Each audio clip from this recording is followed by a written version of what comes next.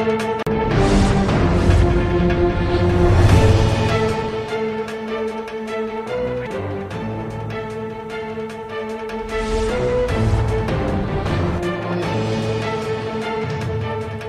MLA Revanth రెడ్డిపై సైబరాబాద్ పోలీసులు 3 కేసులు నమోదు చేశారు. ఓటుకు కోట్లు కేసులో షరతులతో కూడిన బెయిల్పై నిన్న చెర్లపల్లి జైలు నుంచి విడుదలైన తర్వాత అనుమతి లేకుండా రేవంత్ రెడ్డి ర్యాలీ నిర్వహించారని, ట్రాఫిక్ కు అంతరాయం కలిగించారని, రెచ్చగొట్టే వ్యాఖ్యలు చేశారని కేసులు నమోదు చేశారు.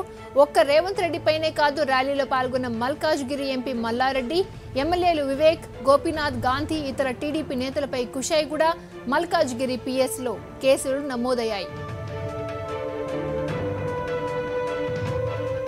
రేవంత్ పై నమోదైన 3 కేసులపై మా కరెస్పాండెంట్ వాసు మరింత విశ్లేషణ ఇస్తారు. వాసు, చెప్పండి, రేవంత్ రెడ్డిపై ఎలాంటి కేసులు నమోదు చేశారు? క్రాంతి, నిన్న ఏదైతే TDP Kodangal MLA Revanth Reddy Chinnapalli jail నుంచి విడుదలైన తర్వాత కూడా అక్కడ జరిగినటువంటి పరిణామాలపై కూడా పోలీసులు చాలా సీరియస్ గా తీసుకున్నారు. అక్కడ ఏదైతే మన చెల్లపల్లి నుంచి కూడా దాదాపు ఎన్టీఆర్ ట్రస్ట్ భవన్ వరకు కూడా జరిగినటువంటి ర్యాలీకి సంబంధించి కూడా సాయంత్రం 5 గంటల నుంచి అర్ధరాత్రి 12 గంటల వరకు కూడా నగర వ్యాప్తంగా వివిధ ప్రాంతాల్లో న్యూసెన్స్ కలిగిస్తూ కూడా ఎక్కడ కూడా ట్రాఫిక్ తీవ్ర అంతరాయం కలిగిస్తూ ప్రజలకు ఇంటర్నెట్ ఉన్నటువంటి నేపథ్యాన్ని గమనించారు. మరోపక్క రెచ్చగొట్టే విధంగా వ్యాఖ్యలు చేయడం, ఆయుధాలను చూపిస్తూ కూడా ర్యాలీ కొనసాగినటువంటి నేపథ్యాన్ని ఎక్కడ కూడా ర్యాలీకి పర్మిషన్ లేదు. 144 సెక్షన్ అక్కడ చెల్లపల్లి సరౌండింగ్ ప్రాంతాల్లో అప్పటికే 144 సెక్షన్ అమల్లో ఉంది. ఆ నేపథ్యాన్ని ఎక్కడ కూడా లెక్క చేయకుండా అక్కడ ఉన్నటువంటి నేతలు కావచ్చు, రేవంత్ రెడ్డి కావచ్చు, అతని అక్కడ ఉన్న టీడీపీ కార్యకర్తలు కావచ్చు, ఎవరి తీరుపై కూడా ఇప్పటికే సైబరాబాద్ పోలీసులు 3 పోలీస్ స్టేషన్లకు సంబంధించిన కేసులు నమోదు చేశారు. కుషాయిగూడ, మల్కాజ్గిరికి సంబంధించి ఇప్పటికే 3 కేసులు నమోదయ్యాయి.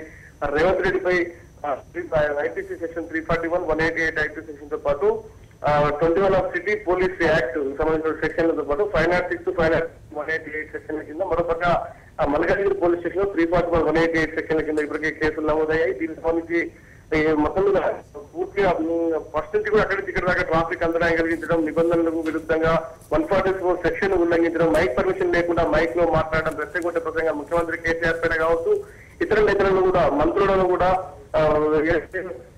చాలా తీవ్రంగా విమర్శించినటువంటి నేపథ్యాన్ని గమనించాం. ఈ అన్నిటికీ దృష్టిలో పెట్టుకుని కేసులు నమోదయ్యాయి. దీనికి సంబంధించి మరి ఏ విధంగా వ్యవహరించాలి, ఇప్పటికే ఇతని బెయిల్ నిన్న జరిగినటువంటి తీరు కావచ్చు, ఇప్పటికే అడ్వకేట్ జనరల్ తెలంగాణ సంబంధించినటువంటి వారు కూడా సుప్రీంకోర్టులో బెయిల్ పిటిషన్ రద్దు చేయాలని కూడా ఒక దాఖలు చేశారు. ఇప్పుడు ప్రస్తుతం సైబరాబాద్ పోలీసులు కూడా ఇతనిపై బెయిల్ పిటిషన్ రద్దు చేయాలని కూడా హైకోర్టులో కోరే అవకాశం ఉంది. నేను ఏదైనా పరిణామాన్ని బట్టి చూస్తే మాత్రం తెలుస్తుంది. క్రాంతి.